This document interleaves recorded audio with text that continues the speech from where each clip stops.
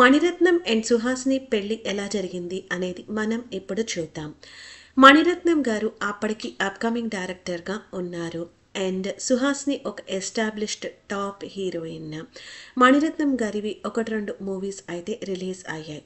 సుహాసిని గారి ఫాదర్ కమల్ హాసన్ పెద్ద అన్నయ్య, ఆయన పేరు చారు హాసన్.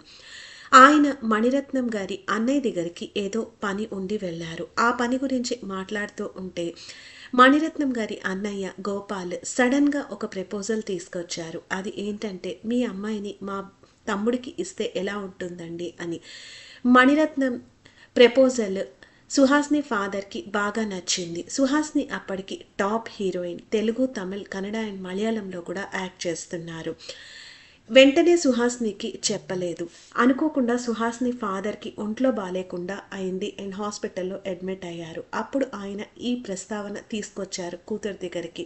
అండ్ సుహాసిని అండ్ మణిరత్నం ఇద్దరు కూడా మీట్ అయ్యారు ఒకళ్ళనొకళ్ళు. ఒకళ్ళ అభిప్రాయాలు ఒకళ్ళకొకళ్ళకి నచ్చాయి. దాంతో వాళ్ళిద్దరి పెళ్ళి ఫ్యామిలీ మెంబర్స్ రంగరంగ వైభోగంగా చేశారు. ఆ పెళ్లికి సంబంధించిన పిక్చర్స్ మనం ఇప్పుడు చూసేద్దాం. వాళ్ళిద్దరికీ ఒక అబ్బాయి ఉన్నాడు. ఆ అబ్బాయికి పాలిటిక్స్ అంటే చాలా ఇష్టం.